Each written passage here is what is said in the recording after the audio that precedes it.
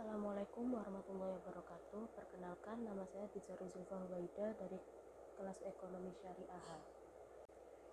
Pada mata kuliah studi fatwa kali ini, saya akan mempresentasikan artikel saya yang berjudul Faktor Penghambat Anjak Piutang atau Factory di Indonesia.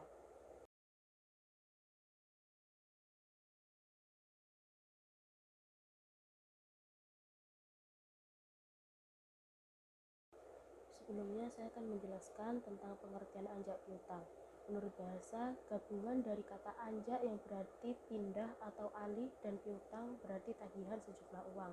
Menurut Kepres nomor 61 tahun 1998, anjak piutang adalah pembiayaan dalam bentuk dan atau pengalihan serta pengurusan piutang atau tagihan jangka pendek suatu perusahaan dari transaksi perdagangan dalam dan luar negeri. Dalam anjak piutang terdapat 5 unsur, yaitu yang pertama, pihak perusahaan vektor adalah pihak pemberi jasa anjak piutang yang bertindak sebagai pembeli piutang. Perusahaan yang dapat menjadi faktor adalah perusahaan yang khusus bergerak di bidang anjak piutang dan perusahaan multifinance. Yang kedua adalah pihak penyedia atau pemasok barang atau klien, adalah pihak yang mempunyai piutang atau tagihan yang akan dijual kepada perusahaan vektor. Yang ketiga adalah pihak customer, yaitu pihak debitor yang berhutang kepada klien, yang selanjutnya akan membayar hutangnya kepada perusahaan vektor. Yang keempat adalah piutang atau tagihan, yaitu piutang yang merupakan objek bisnis anjak piutang, berupa tagihan-tagihan bisnis yang belum jatuh tempo, baik yang dikeluarkan dengan menggunakan surat berharga seperti promissory notes atau hanya berupa tagihan lewat invoice dagang biasa. Yang terakhir adalah pengalihan piutang yang dipunya oleh klien dialihkan atau dijual kepada perusahaan vektor. Selanjutnya adalah macam-macam anjak piutang dapat dibedakan dalam berbagai bentuk yang dapat dilihat dari berbagai segi sebagai berikut. Yang pertama, segi pemberitahuan kepada pihak customer. Anjak piutang dapat dibagi dalam bentuk yang pertama, disclose factoring, atau customer diberitahu bahwa tagihan telah dialihkan kepada lembaga factoring dan pembayaran dilakukan langsung kepada lembaga factoring tersebut. Yang kedua adalah undisclosed factoring, yaitu pihak customer tidak diberitahu tentang telah dialihkannya piutang sampai terjadi sesuatu yang dapat menimbulkan risiko terhadap lembaga factoring tersebut. Yang kedua ada segi keterlibatan klien. Anjak piutang atau factoring dapat dibagi dalam bentuk.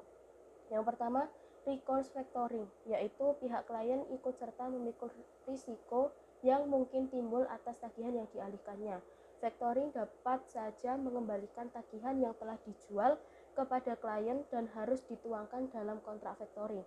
Dengan jenis recourse factoring ini, pihak factoring diberikan hak opsi untuk menjual kembali piutang tersebut kepada klien. Yang kedua, ada non-recourse atau without recourse factoring, yakni jenis ini membebankan semua tagihan beserta risiko terhadap tagihan yang tidak terbayar kepada perusahaan factoring.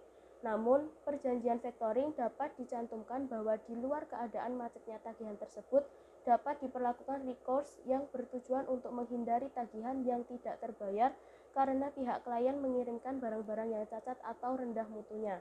Yang ketiga adalah segi jumlah hutang yang dialihkan. Anjak piutang dapat dibedakan menjadi yang pertama, fakultatif factoring, yaitu pihak factoring diberikan hak opsi untuk menentukan apakah piutang diterima dengan kontrak factoring atau tidak. Sebelum piutang itu dinyatakan diterima, klien bebas menjual piutangnya kepada pihak lain. Yang kedua ada whole turnover factoring, yaitu perjanjian factoring dilakukan atas seluruh turnover atau total keseluruhan dana yang ditransaksikan dari perusahaan klien atas piutang yang ada atau yang akan datang. Hal ini untuk menghindari klien menjual piutangnya kepada pihak lain. Yang keempat, berdasarkan wilayah. Dapat dibedakan menjadi dua, yaitu domestic factoring, yaitu kegiatan transaksi anjak piutang dengan melibatkan perusahaan anjak piutang, klien, dan customer yang semuanya berdomisili di dalam negeri. Yang kedua ada international factoring, yaitu kegiatan anjak piutang untuk transaksi ekspor impor barang yang melibatkan dua perusahaan factoring di masing-masing negara sebagai ekspor faktor dan impor faktor. Selanjutnya adalah skema anjak piutang. Pertama, transaksi secara kredit dari debitur atau customer pada klien. Yang kedua, klien kemudian menjual piutang kepada lembaga anjak piutang. Selanjutnya, lembaga anjak piutang melakukan pembayaran kepada klien. Setelah melakukan pembayaran kepada klien, lembaga anjak piutang melakukan penagihan kepada debitur atau customer, dan yang terakhir, debitur atau customer membayar hutang kepada lembaga anjak piutang.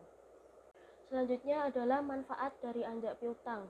Yang pertama ada klien, dapat meningkatkan penjualan, meningkatkan modal kerja, pengurangan risiko tak tertagihnya piutang, memudahkan penagihan piutang, efisiensi usaha, peningkatan kualitas piutang, dan cash flow. Yang kedua ada pihak lembaga penyedia jasa anjak piutang, yaitu menerima upah atau fee dari pihak klien karena bersedia menjadi lembaga yang membeli piutang jangka pendek yang dimiliki oleh customer. Dan yang terakhir ada customer atau nasabah. Pembelian bisa dilakukan secara kredit dan pelayanan pembelian yang lebih baik. Selanjutnya ada keunggulan dan kelemahan dari anjak piutang.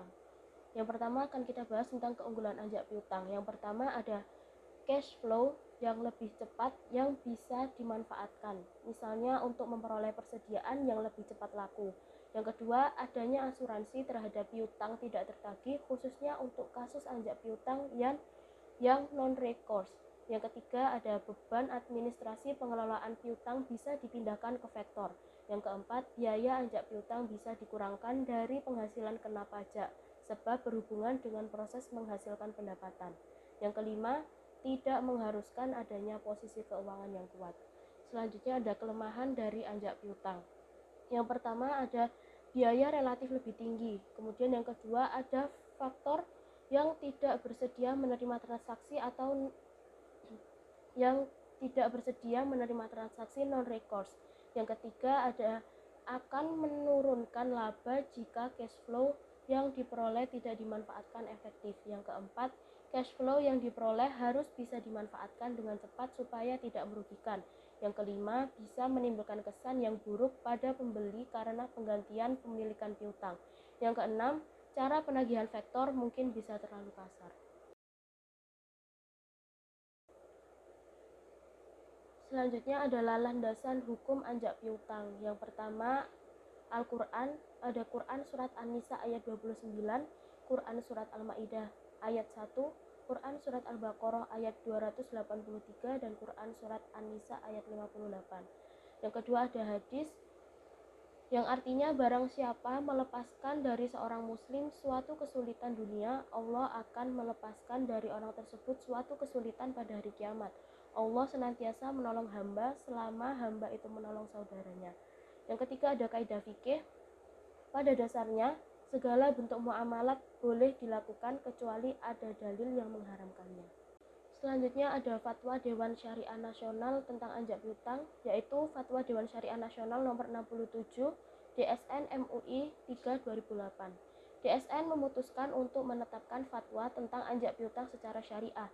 Dalam fatwa ini, yang dimaksud dengan anjak piutang secara syariah adalah pengalihan penyelesaian piutang atau tagihan jangka pendek dari pihak yang berpiutang kepada pihak lain yang kemudian menagih piutang tersebut kepada pihak yang berhutang atau pihak yang ditunjuk oleh pihak yang berhutang sesuai prinsip syariah. Selanjutnya adalah undang-undang dan peraturan terkait anjak piutang. Yang pertama ada dasar hukum substantif. Dasar hukum substantif ini dibagi menjadi dua, yaitu dasar hukum substantif murni dan dasar hukum substantif bertendensi prosedural. Yang pertama adalah dasar hukum substantif murni. Dalam kegiatan anjak piutang, yang menjadi dasar hukum substantif murni adalah pasal 1338 ayat 1 KUH Perdata mengenai kebebasan berkontrak, yang menyatakan bahwa semua perjanjian yang dibuat secara sah berlaku sebagai undang-undang bagi mereka yang membuatnya. Sebagai salah satu konsekuensi dari asas kebebasan berkontrak adalah bahwa para pihak yang terlibat dalam perjanjian dapat menyepakati apapun antara mereka selama yang disepakati itu sah, yang artinya tidak bertentangan dengan undang-undang, ketertiban umum, dan kesusilaan. Hal ini berarti apabila perjanjian anjak piutang telah memenuhi syarat sahnya perjanjian sebagaimana disebutkan dalam pasal 1320 KUH Perdata, maka menurut pasal 1338 KUH Perdata, perjanjian tersebut sudah sah, mempunyai kekuatan yang sama dengan undang-undang. Berikut perjanjian anjak piutang yang diatur dalam pasal 1320 KUH Perdata. Yang pertama, sepakat mereka yang mengikatkan dirinya. Yang kedua, kecakapan untuk membuat suatu perjanjian. Yang ketiga, suatu hal tertentu. Dan yang keempat, suatu sebab yang halal. Selanjutnya ada dasar hukum substantif bertendensi prosedural. Dasar hukum substansi bertendensi prosedural ini terdapat dalam KUH Perdata.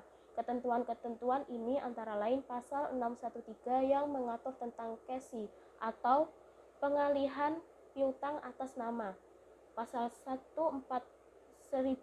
KUH Perdata yang mengatur tentang subrogasi, yaitu pergantian hak berpiutang oleh pihak ketiga yang membayar kepada pihak berpiutang.